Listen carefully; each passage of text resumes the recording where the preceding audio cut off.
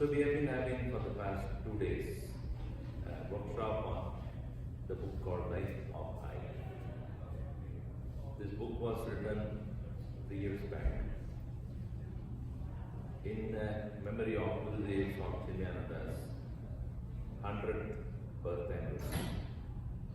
We had actually published 12 books, and this was the 11th one.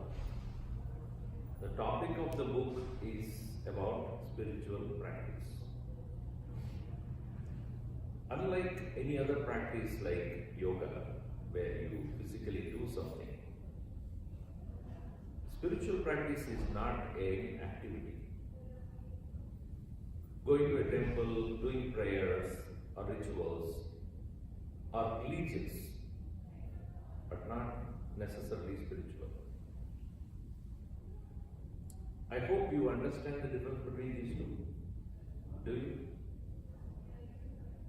What is the difference between spirituality and religion according to you? Same? Don't know. Spirituality. Something to do with the spirit?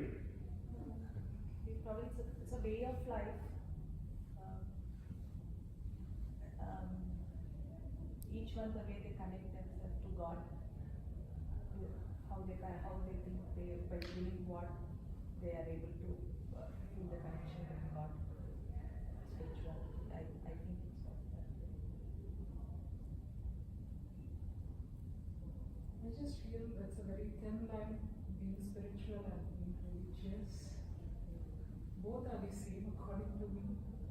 It's just that, how much, one want to put towards, what they do. And they call it spirituality, but I think each day, even doing a small prayer, can be considered both religious as well as spiritual according to me. Okay, let me put it this way.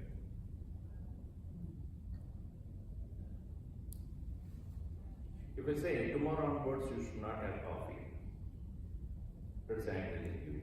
How much you follow?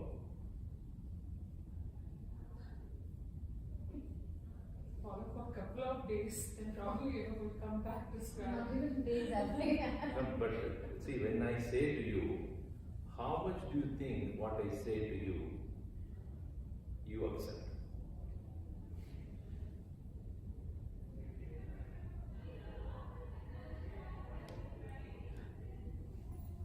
More like how much control I will have in following. Okay, not me, she is saying to you. Okay, I will just listen to it And then? do what I feel. That is exactly what is called religion. The point is, unless you know her, you will not take her seriously. Correct? If it is your sister, or it is your mother, or your very dear friend, right? Then you pay heed.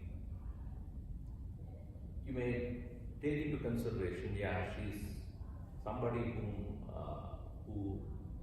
knows me, who wants me to be better, and if she's doing it for my good, etc. If some stranger comes and tells you, how much do you accept it? Not much.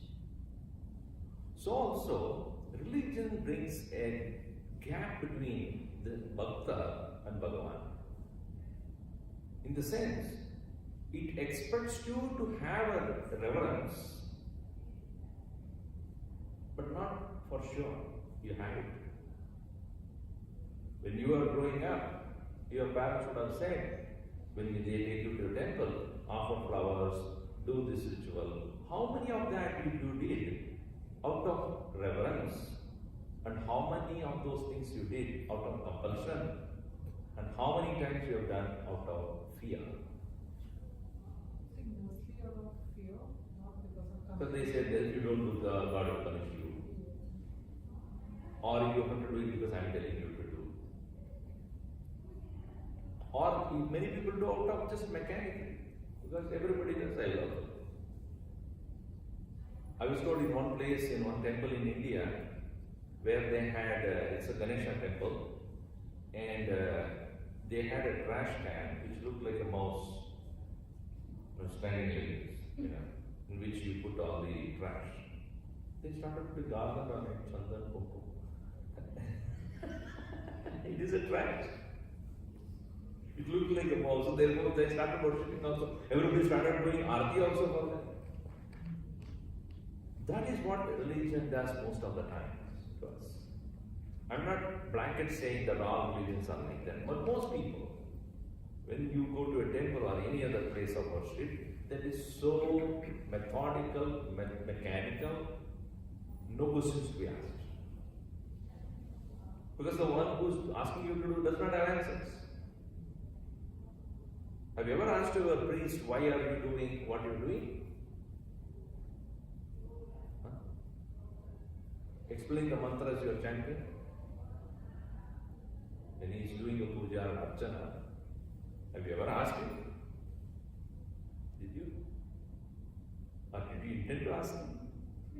Do you think that he knows? He may probably know, so I'm not saying no. Many times, most religions have this as a routine, a mechanical act, and many times they instill only fear.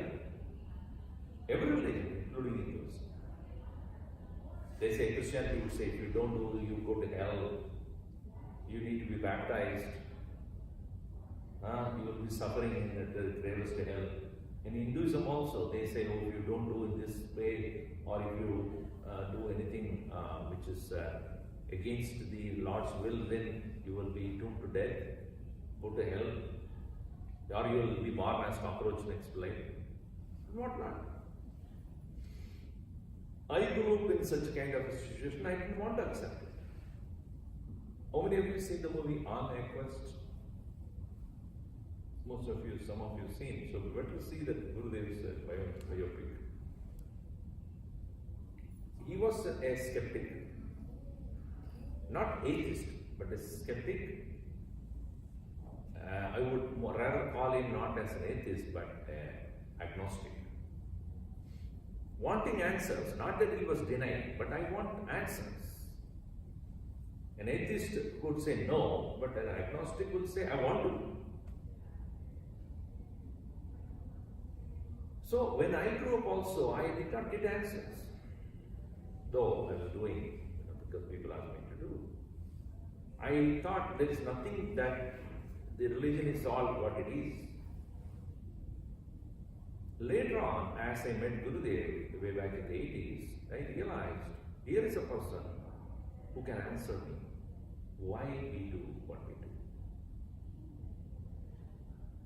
And when, as I said in this example of you becoming familiar with her, knowing that she is telling you for your own good, because of which alone she is concerned about you, and then therefore she is advising you, then she will make sense. What she says will become important.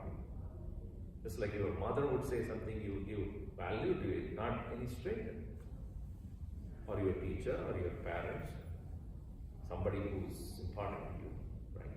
Similarly, bringing Bhagavan, the Lord, as a part of your life is what spirituality does. Not keeping a distance. Not just worshipping in an altar and that's it, I'm done for the day.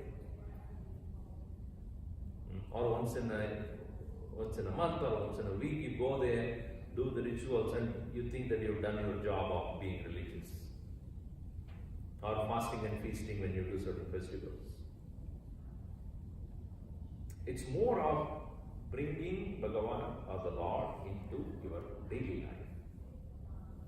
Not only daily life, as close as possible. And that is the nature of spirituality. It answers questions. It makes you realize that the Lord whom you worship in a temple is part and parcel of your own being. And He is the closest associate you can have, who knows you more than you. This process is what is known as spirituality. And therefore, it is not any activity. To know someone, it's not an activity, it is knowledge. You know. To know your mother, what activity you have to do. To know your friend, what activity you have to do. What activity you have to do. To be with that person, to observe, to learn, to understand.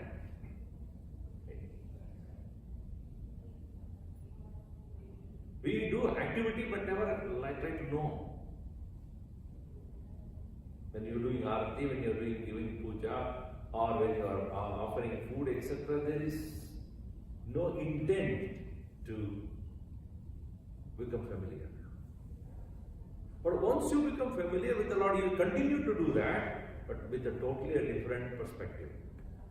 With the love, with the reverence, with understanding, with feeling. So, therefore, the ritual will become meaningful, useful, an act of love. That is the transformation a person gets when he or she becomes spiritually inclined and then going back to religion. That will become a transforming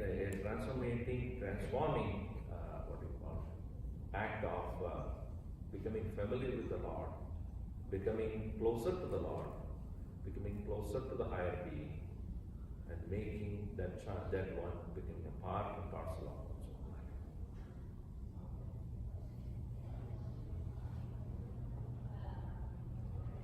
So it is necessary for people who are educated not to follow any blind.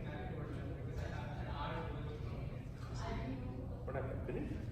So fast? Done? Fine. Answers are done. I just initiated now slowly, then you are already. No. So the method of approaching the spirituality is fourfold. One, where we are presently. Presently we are very active, doing things as a family, as a husband, as a wife, as a parent, as a brother, as a son, as a daughter, as a professional, as a social being. We are very active doing this or that everyday life, right? All of us, morning till evening. How to convert that very action that we do everyday life into a spiritual pursuit? That is what is referred as karma yoga. And our attitude, our love for mundane things, emotions and attachment what we have with the children and their parents or the wife and spouses or all other things can also be divinized as an approach to God. Instead of having attachment to wife and children and husband, etc., make them as the means to reach out to the Lord. Making them as a conduit, a means to reach to God. That is path of devotion. And making our mind more and more quiet and peaceful so that consistently we can have the company of the Lord as our own self. That quietening of the mind through discipline in the body, yoga. Study of the books as well as listening to people who have the right knowledge and understanding and reflecting and thinking about it is a path of knowledge. 4 Ds. D, duty. D, devotion. D, discipline. And the D, discrimination. The duty, your responsibility that you perform in the karma. Devotion as a means to reach the Lord closely with heart. Discipline of the mind and the body through yoga. And differentiation or discrimination, correctly thinking through path of knowledge. This is how the book was divided. Essentially, it is a story where an individual had got depressed in his life due to certain failures, and such individual, how he comes out of that depression, and how he was helped out by certain people in his life who came and conversed with him and made him get the correct, getting back to the right path to go towards liberation. The story is about this individual known as Anveshak. Anveshak means one who is constantly in search, wanting to find out, seeking the right answers in life. So the story about Anveshak is what we have taken up to understand as the journey of a sadhaka, journey of a seeker. That is what we did in the past 2 days, Friday and Saturday. And now they are in the last part of Path of Knowledge. So I asked them to read and discuss the few questions which I put forth, and they will be coming back to present what they have talked about it. Then once that is, they will present what they think about it, then I will clarify that point. The format is been like that. They will think, they will discuss, they come up with the answers after reading the book, but the answers are not always in the book. Then when they come and talk about it, I will listen, then I will present my ideas. Correct.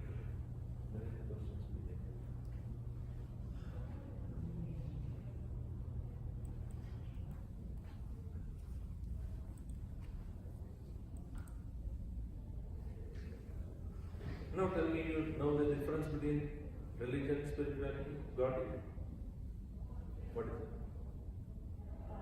Religion is more about the rituals. Spirituality is the devotion with which you connect to God. So when you are spiritual, religion gets more meaning to it. Exactly. They go hand in hand. It's better when they go. Swami Chinmaya used to call it as a science and technology. Science, we all know, is research, inquiry, observation, analysis, categorization, understanding. But until it becomes technology, it will never reach us. If you are using mobile phones now to talk to people who are thousands of miles away, and this is a product of science. A product of science is technology. When there are research done and then very many different conclusions are arrived at, but they have not made a product useful to you, you will have no use of that science. Seriously. You directly would not have any benefit out of it. It will be scientific understanding, but it's not coming to you. Similarly, religion stands out somewhere, you feel disconnect most of the time. And it happened for many thousands of years, when certain people who are religiously engaged in priests and others, who have learned the methodology of doing the rituals, etc., we are unable to connect with them. They are doing their job. In the temple you go, their priest is doing a job. When you wanted to have a marriage done, and then the priest comes and does the marriage. Or if there is a funeral, he does that. Or your son is getting initiated into Upanayanam, he does that. So you only connected with religion only that point. Little closer when it came to you only when you have some festivals. Whether it is Ganesha Chaturthi or Diwali and things like this, more of a social gathering and exchanging pleasantries and then going to a temple together, wearing nice dress. There it ended. When did God become part of my life? When did that science become technology? when I start using it, right? When it is there in your pocket. The mobile phone, when it came to your pocket, science became technology. Science has come closer to your home. You carry it even where you don't carry, you don't take your wife. To the restroom also you carry it. Where nobody else is allowed to go with you.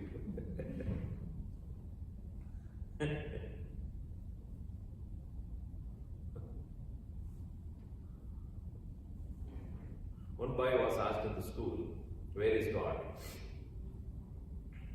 The boy said, in the restroom. Restroom?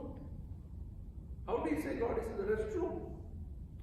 Oh, you don't know. Every day my dad wakes up in the morning, goes to the restroom door and says, oh my God, are you still there?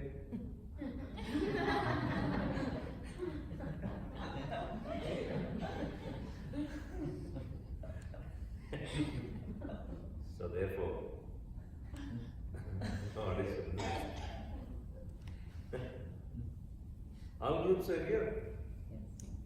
Sure. Most of them or all of them? No, there's one more that's One more is discussed. waiting outside. I don't know. Somebody please go and tell them it's on time. Only 5 minutes more. Yeah. Tell them 5 minutes more. No, tell them 5 minutes more. So, now mobile phone is, earlier phone was in one place. You go there and make a call and come now. Huh? You are carrying the phone. Similarly, Bhagavan was there only in the temple. Now you are carrying Bhagavan. That is called spirituality. Now, 24 hours, 365 days, on call, Bhagavan. That is spirituality. And you have stationed him in one place, and whenever you wanted only you go there. That is religion.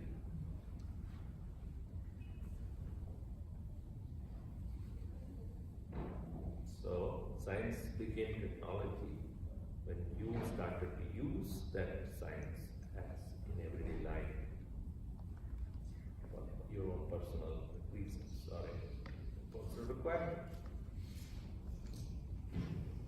Clear? So science is religion, technology is spirituality. Correct. Religion is like a telephone there. Technology, spirituality is technology in your pocket. It's closer than what you think. Available all the time, on call. One is bigger, one is a subset of the other, any such thing, any such. They, see, as I said, people who did not understand what spirituality means, they still have kept religion away as a once in a while, whenever I need. Always they are together only, but we have not understood. Only a few people, like saints, would have understood that. And then it remained with them. But when many masters have come to explain to us, like Swami Ishwaranandaji and others, they made it very close, personal. That's what the great thing that they have done is. Made spirituality available to us easy.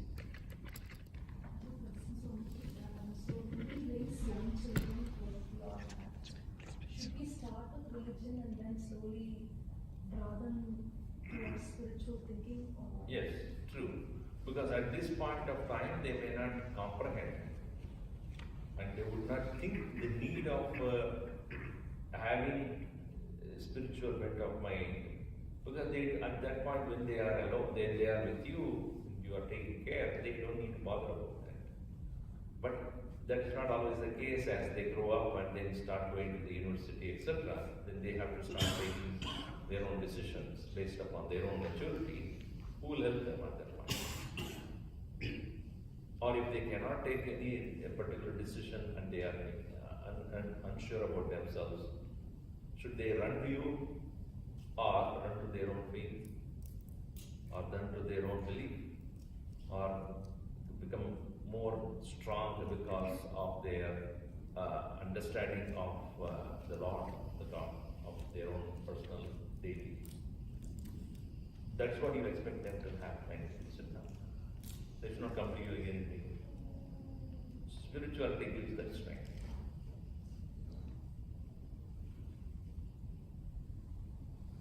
Okay. Group number 5.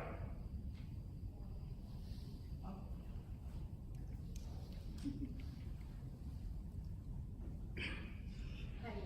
Group number 5 has me, Akhila, Ajitaji, and Meghaji. We missed Masini today, but we talked about how do you define permanent happiness. Simply put, absence of sorrow. We get happiness from impermanent things, like tangible things, which always change. And also, Ajitaji pointed out, we have the definition in the book that happiness is an equation, number of fulfilled desires divided, number of fulfilled desires divided by number of desires. So when we actually get that number of desires to 0, then the equation becomes infinity, and that is infinite happiness, which is permanent. You just cannot make it lesser anymore. And then we dwelled into the next questions as well. Is ego unalterable? No. Otherwise, we won't be here. We are here to alter our ego, and then at the end, kill the ego, so we can get into that permanent happiness mode. Is it the same for one person at all times? I mean, that change is the only constant. So it applies for ego as well. So ego is definitely not constant. It is relative to each person and relative to situation.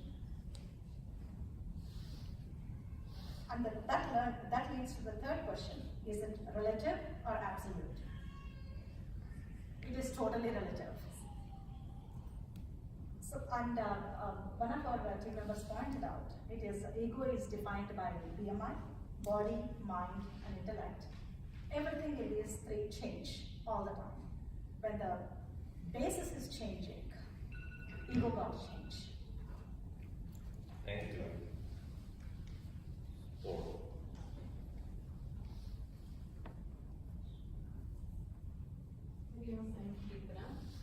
Our question was faith in the path of knowledge and faith in the path of bhakti. Is there a difference?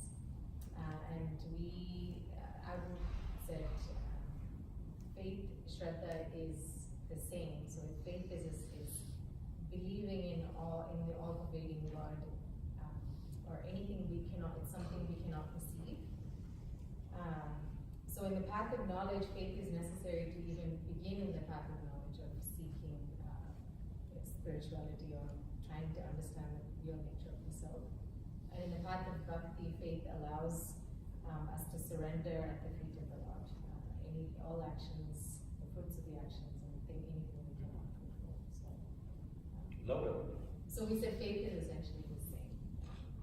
Faith is essentially the same in both paths. Yes, it's allows us to. It's necessary for us to seek spirituality. Thank you. 3.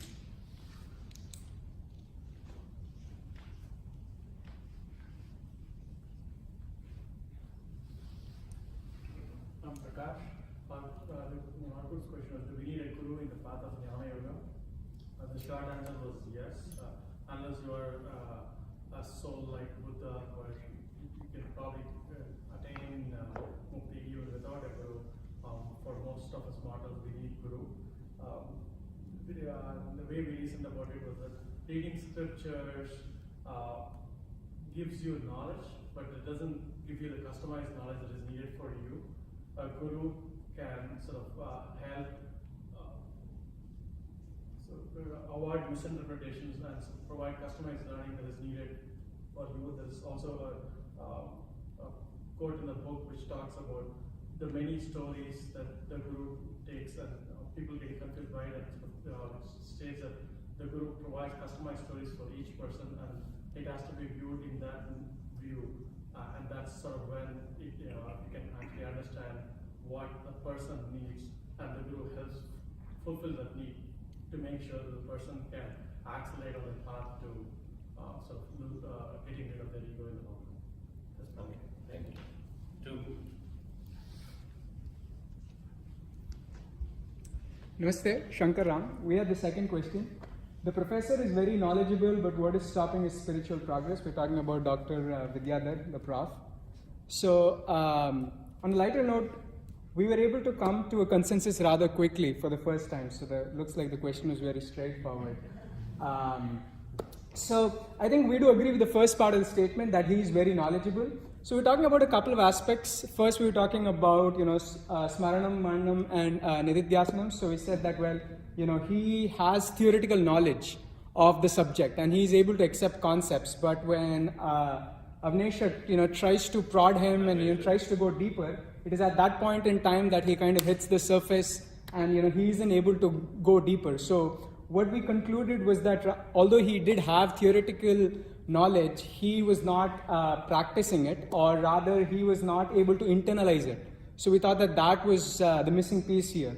So that was essentially stopping his spiritual progress, and we also did touch upon the concept of guru, how having a guru will essentially pave the way for spiritual progress as well. So these two things is what we discussed. Thank you. One.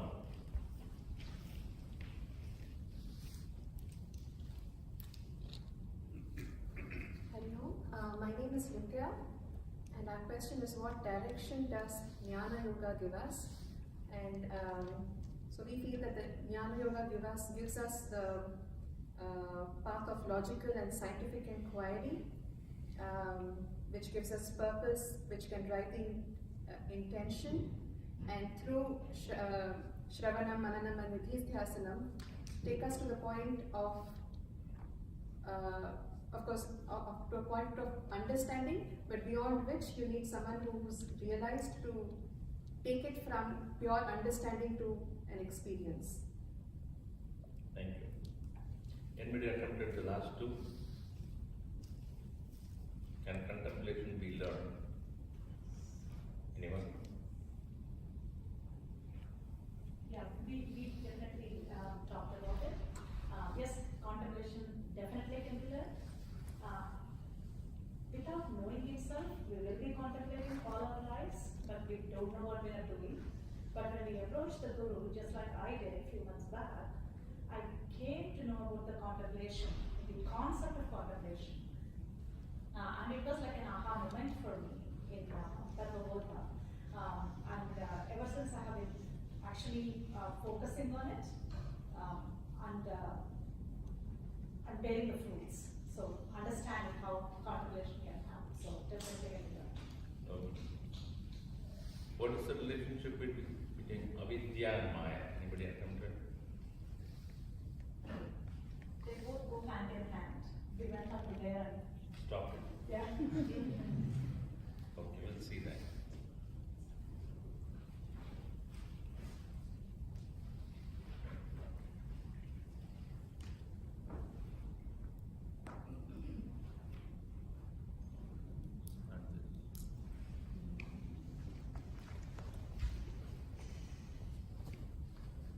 Right.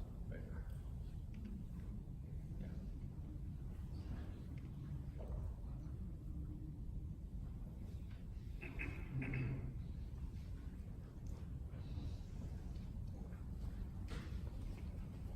So in Sanskrit, the word jnana, to know, jnanam is knowledge.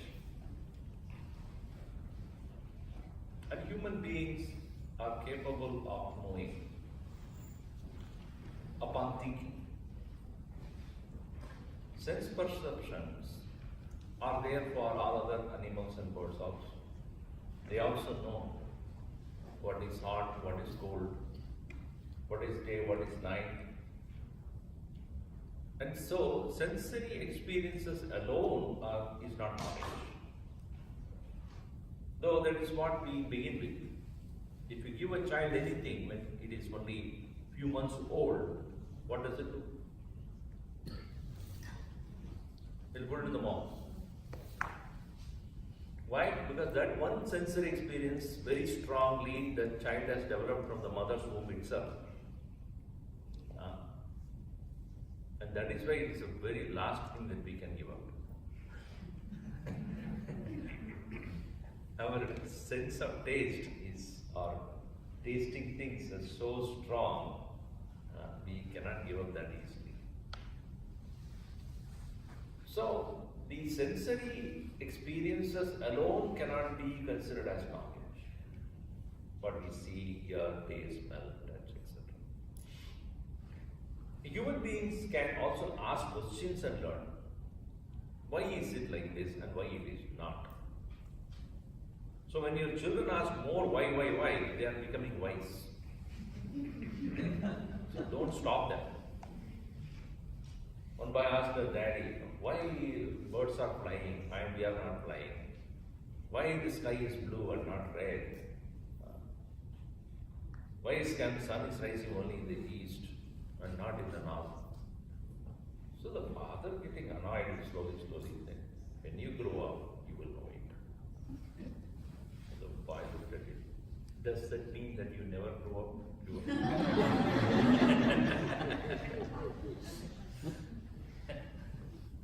It's not by physical growth a person gains knowledge. By questioning, inquiring, investigating, observing,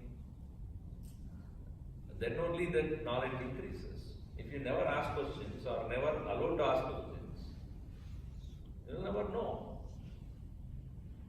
So in all our Shastras, as I have been telling, Gita or Upanishad, question answer. That is how the whole development of thought. So here, jnana, to know, jnanam is the part of the knowledge. And as I have explained to you before, yoga, when it is attached to a word, it is to show that that path is meant for reaching to the highest. Jnana and yoga. So jnana yoga, meaning jnanena yoga. Through the path of knowledge, how to unite with the Absolute. Karmana yoga, karma yoga. Bhaktya yoga, bhakti yoga. Yogena yoga or dhyanena yoga, dhyana. So, through jnana, through knowing, how do I reach? And first of all, I must believe in the source of knowledge. If you are giving me a flower and I have it in my hand and I know it's a rose flower, and the roseness of the flower is known to me because of my eyes. If I don't believe in my eyes, then I don't believe that it is rose. Right? Yes or no? So when I believe in what my eyes are reporting, then only I get the knowledge that it is rose color. So this very means to knowledge is called pramana. Pramikarana, pramana, meaning that which is a means to an experience. Like when I am talking to you, you are listening, I presume. And because you believe in your ears, therefore you consider that what I say is what you hear. That child is not listening, even though it has ears, right? It's not that it doesn't have ears, but his mind is not in that. His mind is in playing, making sure that dad doesn't listen. So, when we do not have the belief in the means of knowledge, pramana. Pramanat prameyaha pramitum shakyate. Through the path of, through the instrument of knowledge alone, what is to be known becomes known. Right? I close my eyes and say there is nothing called world here, because you do not use the instrument. Therefore, to experience the world externally, we use the sensory perceptions. Now, if you say I am angry or I am happy, how do I know you are angry or happy? By just looking at you. I am very angry. Now, your face doesn't show that you are angry. But how do I know that you are angry? With what instrument will I know that you are angry? With what means? If I am sensitive enough to know that even when you smile, it is your nature, whenever you get angry, you smile. If I know that.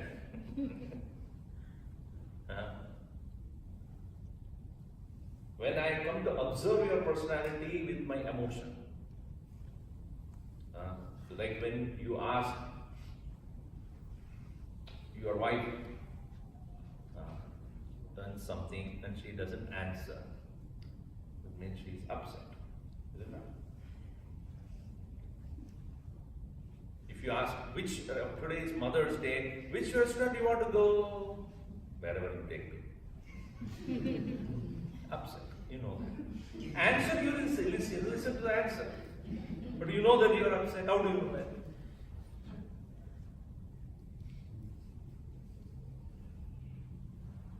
Is it by listening? No. But understanding.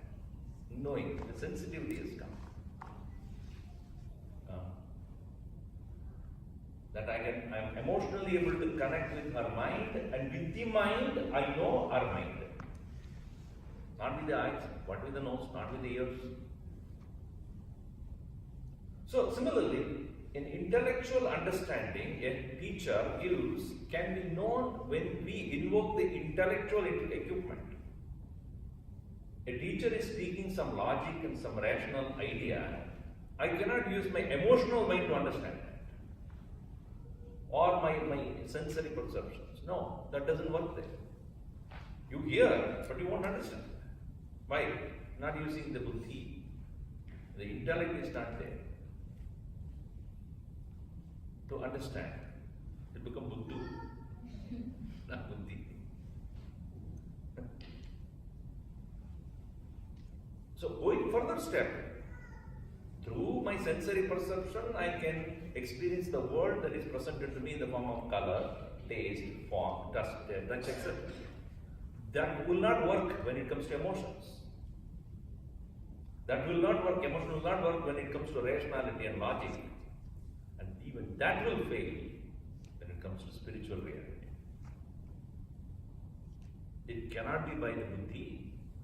It cannot be by the mind, much less it can be by the senses. So for which I need to use Shraddha. That is where the Shraddha comes in. The faith in the source. The teacher who is speaking the truth. Now one may wonder, why should I believe? Now is it not true when something they show in the TV or put it in the newspaper, don't you believe it?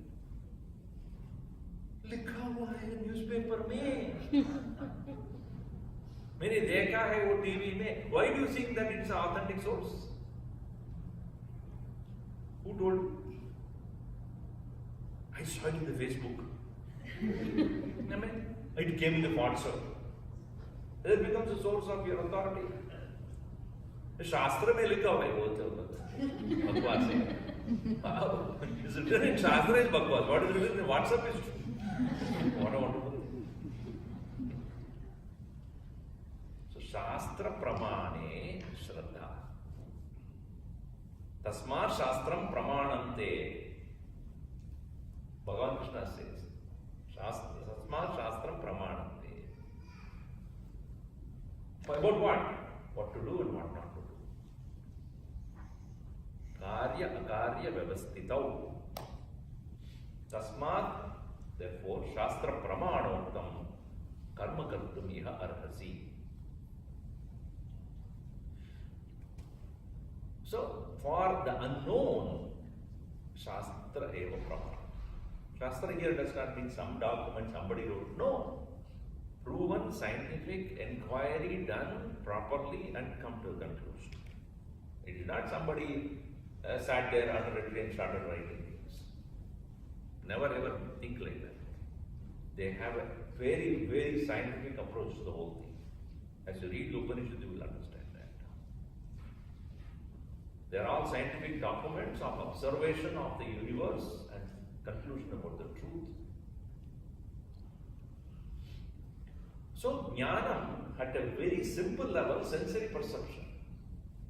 But the highest level it is the awareness about the reality born out of faith in the source and also walking with that faith, leading to a point. As on the other day I said, science also believes in hypothesis. With that only they proceed. Without any hypothesis, how will they discover anything? First to believe, then proceed and find out. So, path of jnana is for those who have this faith in the source of knowledge. Continuing here. In the three paths we have seen so far, in Karma Yoga, the altar which you worship or which you consider as important is the world, community at large. A Karma Yogi feels that the world is his field to express his seva, like Sevadas. For a devotee like Shanti, the field is, or the expression of her spirituality is the altar of the Lord. For Damayanti, the one who has walked the path of yoga, the path that the field in which she tries to recognize the Lord is the heart. One's own heart. Right? What is the path? What is the altar available for Jnana? What do you think?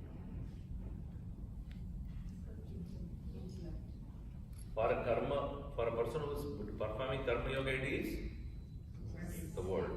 For a devotee, in the deity, altar of the deity. And for a yogi, it is one's own heart where he quietens himself and discovers some inner quietude. For a jnani, which is the altar. Seeking answers. I'll tell you later. Now, path of knowledge means self-enquiry. If the mind has gained inner silence, it is ready for self-enquiry. Because that is the instrument with which we are going to go. If I have to see a star yonder in the sky in the dark night, and I use a microscope, will I be able to do it? With the microscope, I am trying to find out the distant star. I can't. Nor with the horoscope. Neither microscope will work there, nor the horoscope. Horoscope will work there. What will work is telescope. That is the one which we have to use. In the same way, the nature of the reality can be known only when we use the correct instrument there. Here, mind includes intellect also, please understand. And such a mind which is quiet enough to start the inquiry. If the mind is not quiet, it has its own preoccupations, then it is not available. Then it won't inquire upon the reality, it will inquire about where is the next coffee.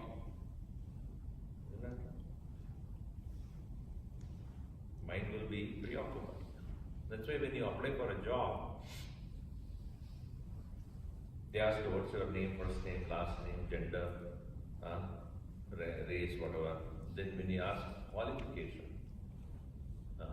or occupation, you should write preoccupied. That is what our mind is all the time. I should should not have come to this country at all, first of all. I made a mistake. Even if I have come to this country, I should not have married this person.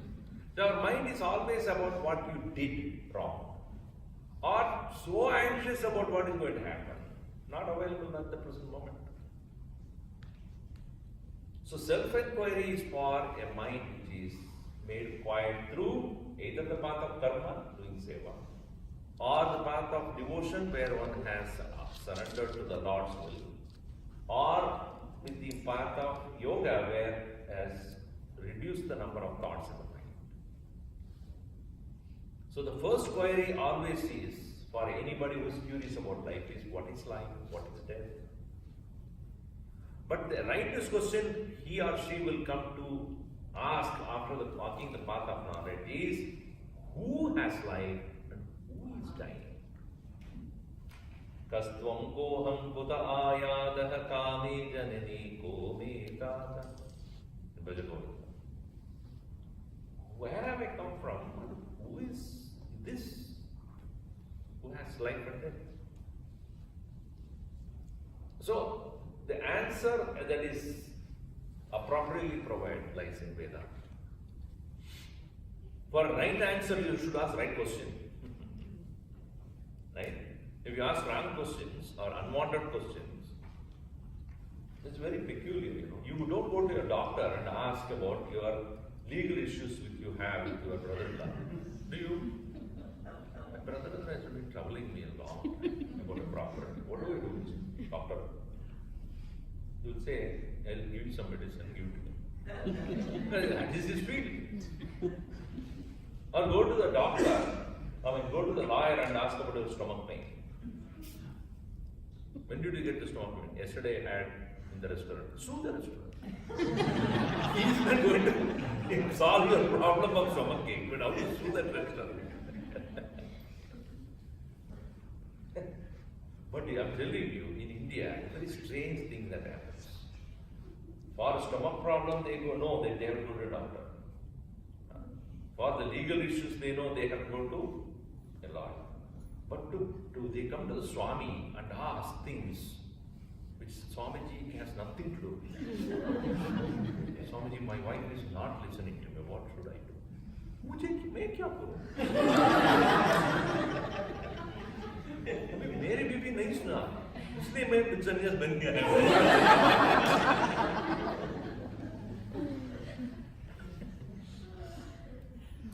One person said that I got Shanti and I took sannyas. शांति के लिए सब लोग संन्यास लेते हैं. आप शांति मिलने के बाद संन्यास लिया. मेरा बीवी का नाम है Satyanarayana. Anyway, never mind. So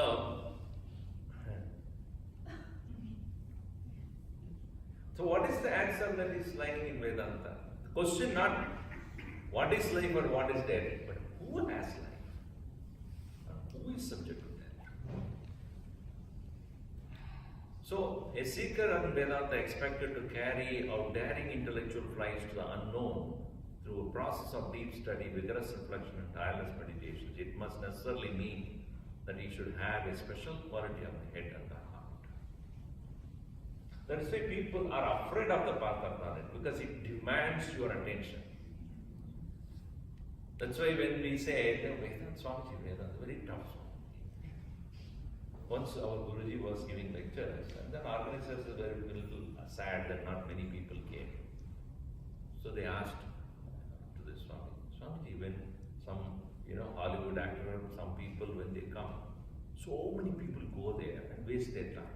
When you are giving the highest knowledge, not many people come. Why is it? So Guruji looked at him and said, even these people, why I came, I don't know.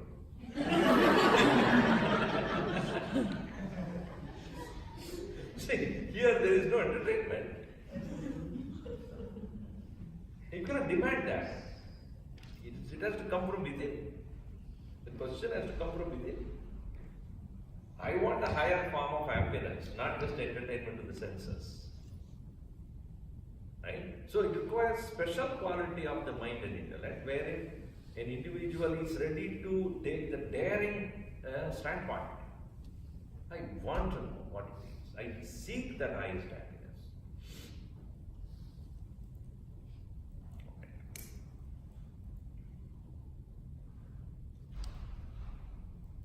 So, what sustains the enthusiasm needed to keep the inquiry going? Many people start that inquiry very enthusiastically, you know. It often happens on the first week of January. Isn't it? Very enthusiastic. Resolve that what? I have to go to my exercise every day, I have meditation. Within few days, the resolve become dissolved. Why? The sustenance is not there. The consistency is lacking. So any field for that matter, the consistency will continue only when there is a guru. Guru means not necessarily a physical person, but someone or something which can continue to inspire.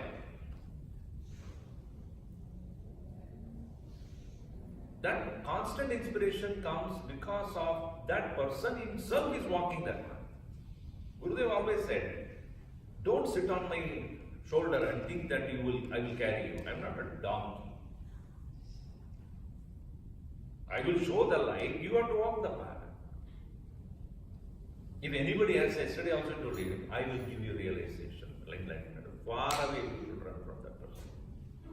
Because nobody can really transfer, it's not a transferable moksha. My name is Shali, actually there are.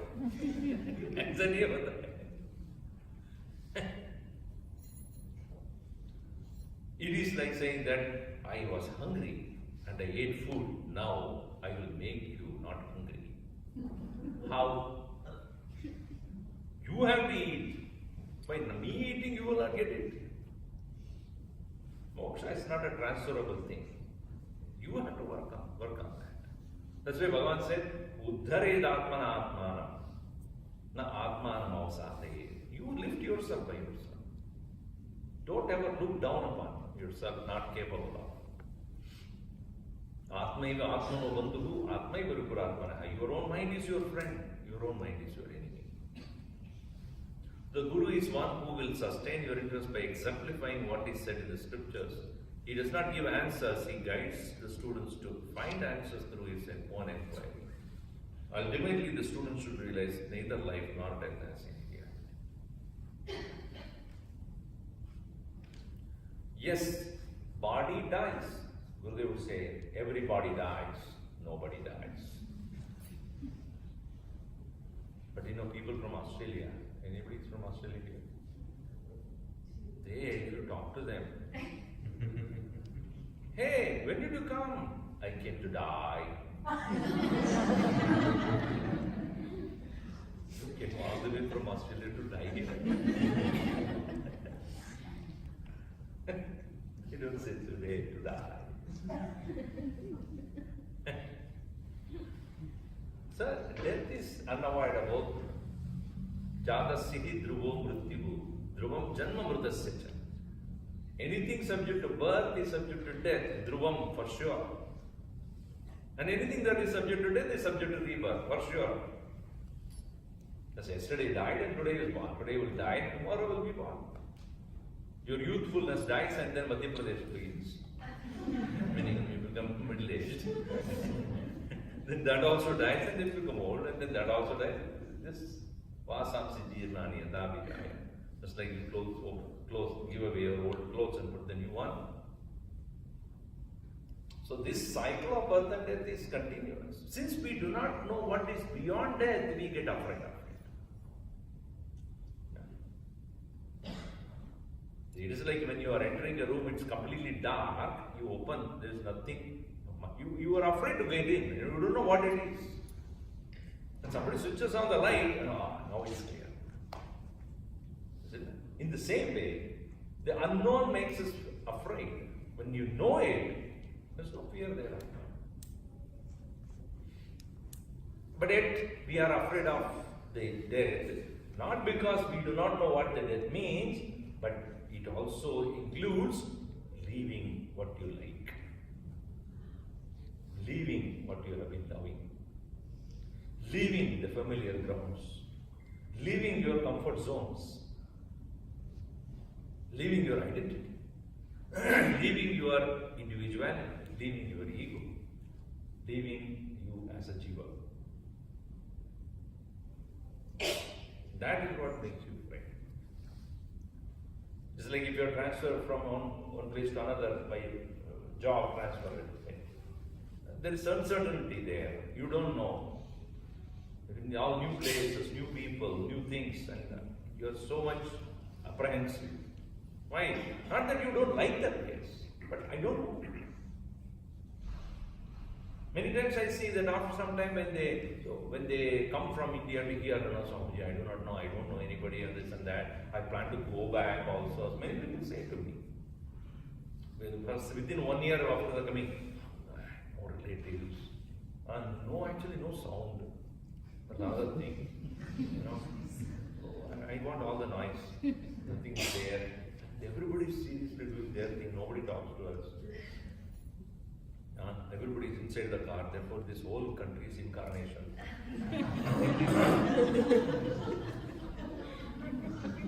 Incarnation. Nobody is walking outside. Go back. After 5 years later, when I meet them, how are you? You're not going back? No. I've got my friends. So, what happened then? So, death is also offered because I am leaving what I know. Familiar things I am leaving behind. What I love, I have to give up. What I have been holding on, I have to give up. But if you understand what is leading you to the next level is higher than this, as you proceed that's what Arjuna asked that question to Krishna. What happens when I leave this without accomplishing the highest? When an individual, yoga prashta, what happens to a yoga prashta when he leaves this path, leaves this world without accomplishing moksha? Where does it go? Does he perish? Krishna smiles and says, Nahi kalyana krut kaschit surgatim tatagacchati. No one who has accomplished the higher path will perish. Who? 36 only. 5 o'clock I am supposed to. Correct? What is the time now? So, kids are here as well. All right. So the truth aspect of the individual, when it identifies with the finite matter, comes the experience of mortality. This delusory identification ends in the dawn of wisdom. The self as the self attains the state of immortality. The realm of the self lies beyond reach of birth and death. The immortality which is spoken as Amrutatvam of this jiva is not just merely an intellectual, fantastic imagination, but it's the nature of the soul. It is nature of the soul to be eternal. At the present moment, it is locked up within the body. And interestingly, you see, when you are in a dark room, just imagine yourself, you are in a dark room and there are no windows and it is locked. And you do not know how to get out of that place. You are shouting at the top of your voice. Is anybody there? Please open the door. You see the door in front of you in that little light you have got, and you push it and push it and push it. It doesn't open. So you are shouting, hey, please, somebody, please open the door. After you are shouting for 2-3 times, very loudly, there was a faint voice that you hear, faint voice of a saint. You know what he says? Come closer to the door, I have to tell you something. You come closer to the door, put your ears there. What is it? The door, yes. Is locked, yes. From within, inside.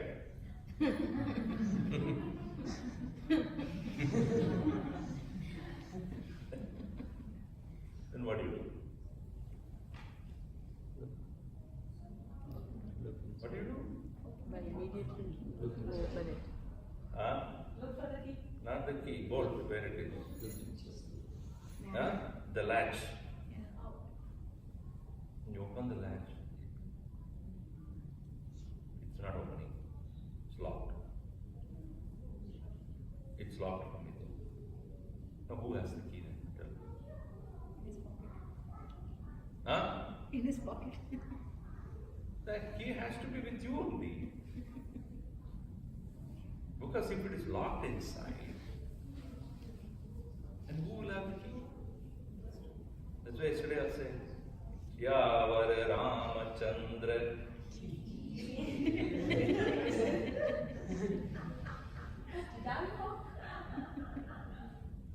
So the key has to be with you. Now I take the key and open that and then come out, I'm free now. Now will you not thank the person who they told you that it is locked from within? You are definitely thankful to that person. But at the same time, you understand your stupidity. All the time I was suffering, not knowing that it is locked inside and the key was with me. Who do you congratulate? You thank him, all right. But that person, what did he do? He gave you freedom? Yes or no? Did he give freedom or not? Did he give you freedom or not? Yeah. Guided. That is the role of the Guru. He is asking you to open. He helps you understand that you can open.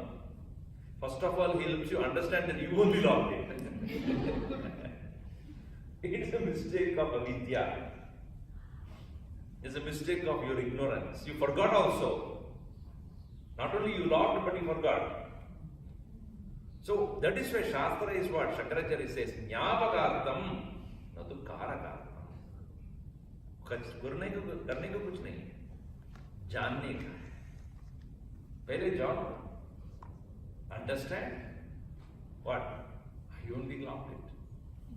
Then I chupchap, you don't say anybody. You open it and come out. Because you don't want to accept your stupidity. Foolishness. So why are you shouting? Somebody asked, why are you shouting from inside? Like that, I'm practicing something. You don't want to accept it. You locked it yourself and forgot. So, Guru's role is to tell us clearly that what you consider as mortal, subject to change, subject to death, it's not true. It's your own misunderstanding. Tat Tomasi, you are that, not that you will become that, you shall be that, you were that. No, you are, even at this moment. So what is the cause of this false understanding or forgetfulness? That is what is referred as M-A-Y-A. The mortal ever-changing world that we perceive is born out of Maya. Due to this, we can recognize the world objects, emotions and thoughts. Through the body, mind and intellect, we contact the world and create more vasanas.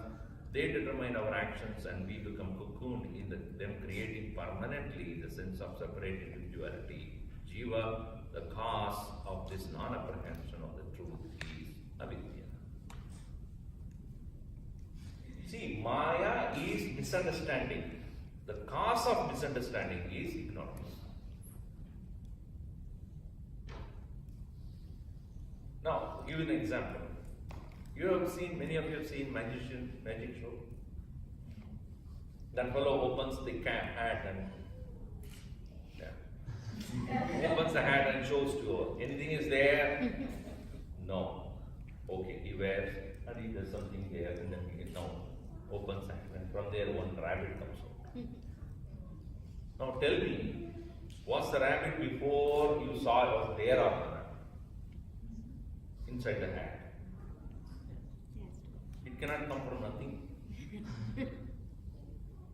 The rabbit could not come from an empty hat. But he shows you as empty, but you saw it as empty, not that it was empty. Meaning, yata drishyate tata nasti, Maya. The definition. What you see is not there. And what you don't see is there. What is a magician doing? Makes you see things which are not there and not to allow you to see what is there. Correct or not? He hides it. Therefore you won't see it clearly. You know, it so happened, and we had some magic show a few years back in our LA Center for Fundraiser. And in that show, I was asked to stay. There was a rotating some kind of room. Right? And on one side, I was asked to stay inside that. And then one young boy from the crowd was brought in and said that, no, the other way around. First I was standing there, and the young boy was put in the smaller chamber. Then, when everybody is watching, the audience, the magician said, Swamiji has been feeling very, lonely and things like that. I'm going to do some magic for him. So, I'm going to put him in this chamber and let's see what happens. He pushed me into one chamber and closed the door and rotated. So it rotated such a way, the boy who was on the other side, who was wearing similar dress, but a young boy, he came out. Oh, what did you make me? I said, young boy, nobody will respect me. Make me, I'm happy, no doubt, but now I have become a small boy. And I have to start learning from and then go to school, and then after that I have to go to college, and then, no, don't wait, let me become Swami again. This is just to make it fun. And then he will put him inside, and then I will come out. So from the audience standpoint, it looks like a magic, right? So I agreed to it, let us do it. Okay. So that I got into that chamber, closed it, and the rotated, right? And then this boy came out. It so happened my clothes got stuck at that chamber closed. The clothes was seen, right? So the children who are sitting in the front, Swamiji is inside.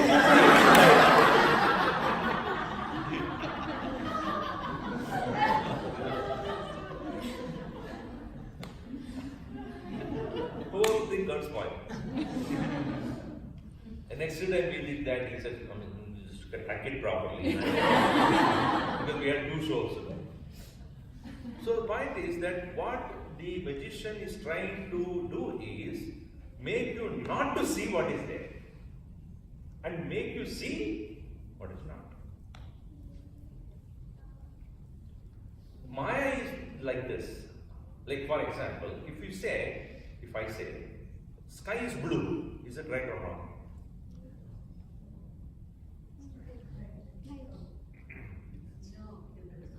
Sky is not so cold also. Gold. I mean, in LA it is always blue. Sky is blue. Is it right or wrong? From the atmosphere, yes. Huh? From the atmosphere, yes. Temporarily you see it as blue, but it's not blue. Your eyes with the eyes only you are able to see as blue. It is eyes that are making it look like blue. It's not really blue. Like sunrise takes place, correct? You're not saying yes to that? Sunrise taking place or not in the east? Yes. Well, you're saying yes. What is it? Sunrise is taking place in the east or not? No? Oh, you're saying no. In a yes. Yes or no? Yes means this, no means this. Not like Indians, no? Yeah. Neither is not. Yes? Right? So sunrise taking place in the east. How many of you observed? Sun is rising? Now earth is moving. See? No, who told you? Science. You believe in the science? Yeah. You are not seeing yourself? And then how do you say? I know. You believe. So Maya is that what you see is Maya, what is there is not.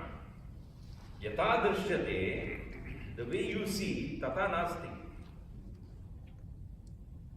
Just because I see the sunrise every day, I am taking place in the east, doesn't mean sun is rising every day in that place.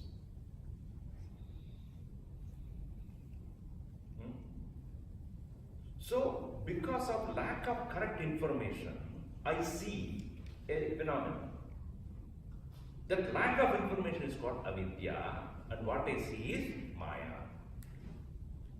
When does Maya go away? Can I stop seeing sunrise? No, when you get Jnana. No. When I get the knowledge that it is not sun rising every day in the east, it is the earth is tilting towards that. When I come to have the knowledge, now I have got a vidya, knowledge. But that doesn't mean I will stop seeing sunrise. I will continue to see with understanding it is not true. You see? So Maya doesn't go away, but you will understand what is Maya. Apply this in everything. That is what is called knowledge. With the knowledge, you are not rejecting the world, but you are knowing the world what it is. And you will not get caught up. You will not get carried away. You may take picture again, it's rising sun. But you know, this is a relative reality, not absolute. So, this is the understanding one should. So, if the world that we live in the creation of Maya, including the intelligence that we perceive it, what is the way out? The way out is the knowledge that can clearly enlighten you about the nature of Maya, by which you continue to see, but with the right understanding. And that requires your mind to have the right frame. And therefore the mind is considered as an instrument through which you approach this. And it has three qualities, as you all know. Quality called the guna. And if the sattva is there, you clearly comprehend it. Rajas is there, you misunderstand it. Tamas is there, you don't care. And that's what most people do. It happens, how does it matter to me? मैं खा के P के सो जाऊँ. मेरा काम है Picasso. I am a Picasso. Ina गाना सोना बस. Who cares about it? Increase sattva, discrimination of real and unreal through the study and quiet reflection. Though the sattva is also quality of your psyche, it helps you get out just as the tiger in your dream that chases you out of the dream.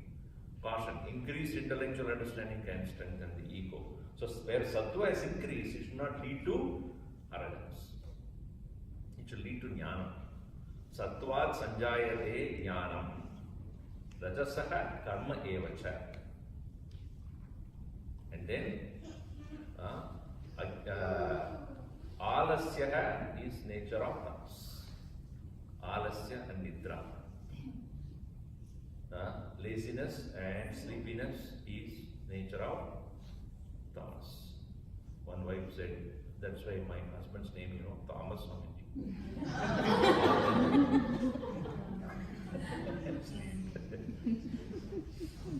One person who said, my wife says that she's very, multitasking. I am also multitasking. I can be at the same time lazy, unproductive, sleepy, useless. I'm also multitasking. So sattva sanjayate jnana. Only when the sattva is increased, the knowledge is right. Then you can understand it clearly. Rajas projects. Tamas sleeps. Right. So where the ego is located, individuality is so strong, which does not give up its possessions, its likes and dislikes, its individuality, its prejudices, its opinions, and it's not ready to let go of itself. It is actually located in your own ego, in intellectual. The intellect, due to the light of consciousness, develops the capacity to eliminate things projected by the mind. As a result, it comes to identify with the body, cells, and organs, so on. It becomes the restless ego, the I-ness, identifying with the object it creates, minus. So ego is not an entity, but it is an identity. A person can be egoistic about anything and everything in this world. To the extent, some people maybe their ego extends up to the dog. My dog. If you have in your body, understandable. It goes up to the end, up to the point of your car, then you say ahankar. Aham is extended up to the car.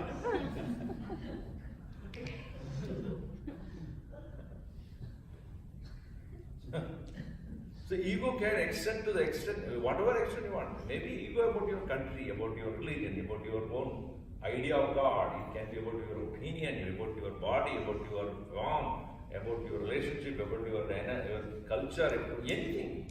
The ego is the nature of identity. Identification, abhiman. So where does it take place? In the buddhi.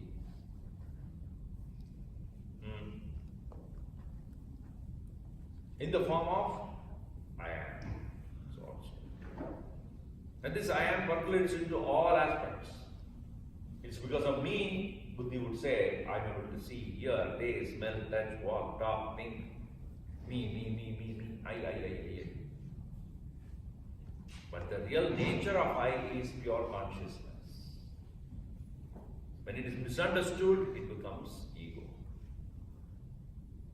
Without that presence of consciousness which you worship as Bhagavan, there is no possibility of a single aspect of your life capable of doing anything.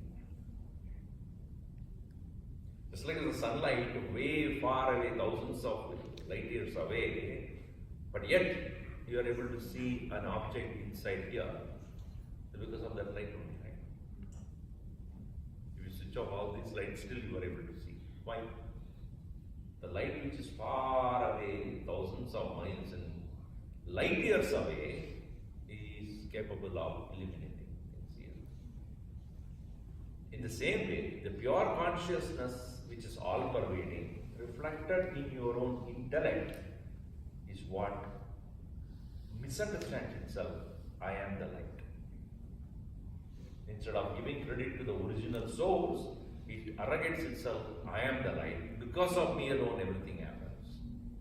This kind of misunderstanding is called ego. So therefore, it's having the strong aham and mama. So this leads us to not to understand clearly what is real and what is not real, what is temporary, what is permanent. We don't ask these questions so often. Our discrimination lies on what is good and what is bad, what is tasty, what is bitter. We never ask what is real and what is not real, what is permanent, what is temporary. And in fact, in this part of the world, the flowers, is that temporary or permanent? You tell me. That one. It's plastic, right? Permanent. Real? No, plastic. How do you know? Experience of what? Looking at those multiple times and perceiving that But it's permanent. it's permanent. So what is permanent? How can it be unreal? Not natural. He's quite smart. So, what we see is that which is artificial apparently has permanency. Yeah. By definition, real alone is permanent, unreal cannot have permanence. If I keep a apple, real apple and a plastic apple, which is real and which is not real? Plastic is unreal and the naturally grown is real. But which is permanent? See? Unreal is permanent. But Vedanta says real is permanent. Unreal is impermanent. Swamiji, you are confusing us. I understand. That's exactly why I said that. What is unreal? What is unreal cannot have a longer existence. It is made to exist. By itself it doesn't. What is real by definition is that which is trikale api satyam, yat trikale api yat abhaditam tat satyam. That which does not fail to be at 3 points or 3 periods of time is satyam. But it may not be in the same condition. Like for example, a person dies, and then his body is buried under the earth. Science also clearly says matter doesn't disappear. Matter doesn't disappear, but matter appearance will disappear. Correct? So the physical body of a person, which was appearing before, when you buried into the body, it disappeared. It has become part of the mud, part of the metamorphosis, whatever takes place. Then from there, in a tree, it appears as an apple. The metamorphosized body of a person becomes an apple, and you take that apple. Very tasty. It's nothing but Mr. John, who died some 10 years back in the 60s.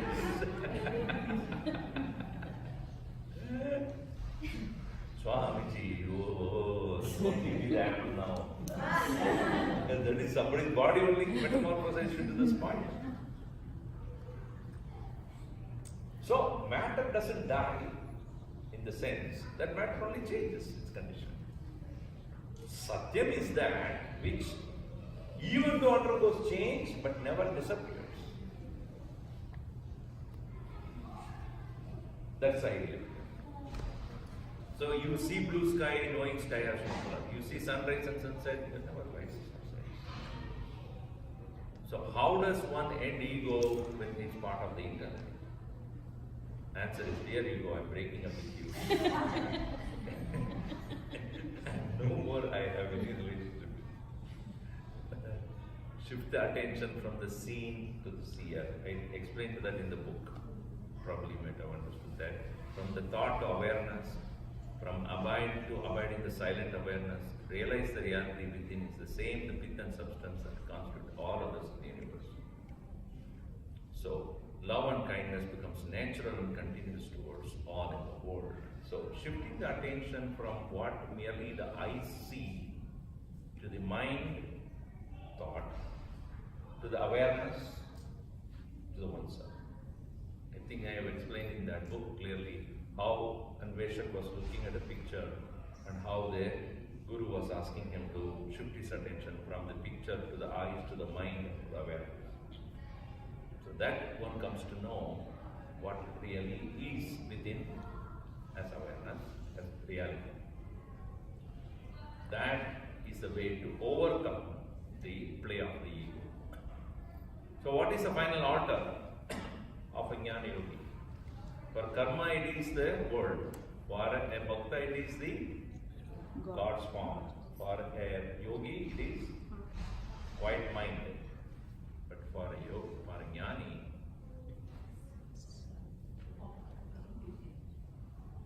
nothing to identify with, therefore the ego ends. One's own self remains, nothing else exists. The doer deed and doing end. The worshipper worshipped, the worship end. The meditator meditated, meditation end. The knower known and the known end.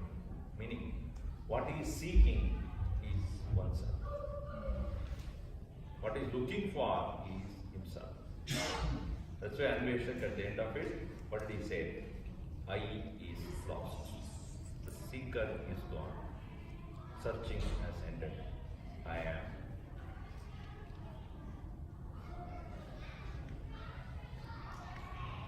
So, if you look at the book, last page, cover, last page, meaning not the card, inside, that left side. On the first page, so first page you take. Go all the way to the first. Begin. Open on the right side. That. So there, if you see, the path is very clear. The center is Om. Correct? The center is Om. Before that is the realization, the dance of realization. Knowledge. Before that is Dhyanam. See this people sitting there? Before that is Bhakti. Sorry, Bhakti, where the person is standing and praying. See that? And the last one is, the circle is Seva. From Seva to Bhakti to Dhyanam to knowledge, surrender. Is where you reach there. That's why Gurudeva said very clearly, the difficulty is you are far away from the center. Come towards the middle and you will see me there. You will reach me there. Can this be achieved in a lifetime? Can this be achieved in a lifetime? It is achievable in a lifetime. It depends upon how intensely one proceeds. But even if it doesn't achieve in one lifetime, the intensity, if it is there to the extent needed, it will propel you to the next level in the next lifetime. So you will never fall back. You move forward. So it is sequential. Not sequential, depends upon where you are starting from. Most of us start from the outermost periphery, karma. That's why it is given there. Even in Gita it is like that. Karma, bhakti, jnana and jnana. That's how it proceeds. Each one of them is a yoga, which means that they can individually lead you to freedom. Individually they can go, but karma cannot go directly. Karma has to go through either bhakti or jnana. Because karma presupposes the individuality. So it has to take the help of jnana, where it is destroyed by knowledge in understanding, or bhakti by surrender. Then only. Thank you so much for the wonderful participation by all of you.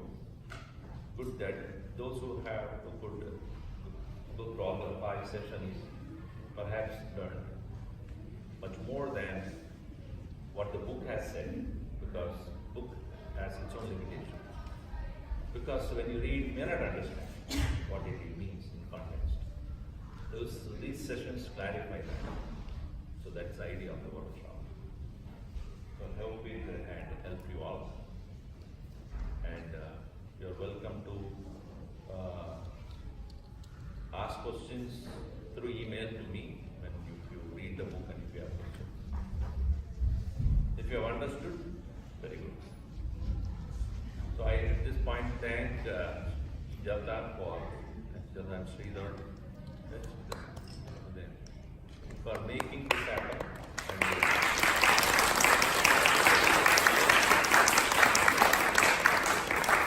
They're very really inspiring couple. They have been doing an excellent job. And when the husband and wife and children, everybody is involved in any activity, definitely successful. I'm sure that you've noticed that both the kids as well as Jata and Sridhar, they have done an excellent job of coordinating many things here. And more such couples, when they come and be part of it, will definitely help you a lot. Help the children, help others around you. That's very important. So be part of the personal development program. Our Gurudev always said Chinmaya mission is for personal growth, not for anything else. And some people ask, oh Swamiji, when are we going to have our own place, etc. Gurudev said, places does not make a Chinmaya mission. It's the people. If the people are not there, the place is built. What's the point? Build the people first, and then the building will come on. So don't worry about it. At this present moment, look at what we can do the best for ourselves, the children, to the community around. When there is a need for a place to do your work, will come. But work on that, reaching as many people as possible. I know this summer there is a little more apprehension about moving to another venue. I think she might have already informed you all. Please help in finding the right place to continue the activity. That's very important. It will happen when we rent a place and go. Always there is such uncertainties will be there. And we have also faced long time back in LA. And many other centers whom I have visited, the same thing happens until they fix in a place. Okay, this is our own place, nobody can ask me to go. Then it will become such a vibrant place. But what makes the whole place beautiful is the people who work hard on that. So my best wishes to you all, and we'll meet again after the summer through Zoom. All right. Thank you so much. Anything else I need to speak about? So we offer usually at the end of such program, offering to Gurudev, what is known as Guru Darshana. So those who would like to offer, please do come. Others also are welcome. Please do come and offer at the feet of Gurudev. If the master had not been there, I would not be here and you would not be here. So our gratefulness to the parampara. Dakshina is what you give out of gratitude. Dhanam is what you give out of sympathy. You look at a person who is seeking some help and you give to him money, it's dhanam. Out of sympathy, out of compassion. But out of gratitude, when you offer anything, it's called dakshina. Like a priest is doing a religious ritual, you are not giving dhanam to him, you are doing dakshina. That is, you are grateful that he did for you. So, those who would like to offer, please do come. And I would like to especially thank all the teachers. Are they here? All the teachers are here? No, I don't.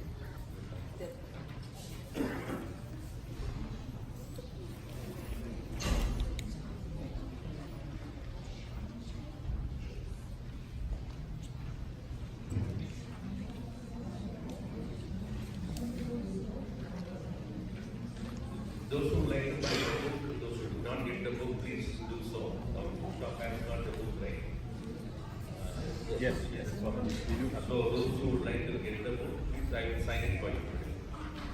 So the book is available. And who is selling? Anybody who is selling the book? There. And you have the corner. Yeah, right in the corner we have some books.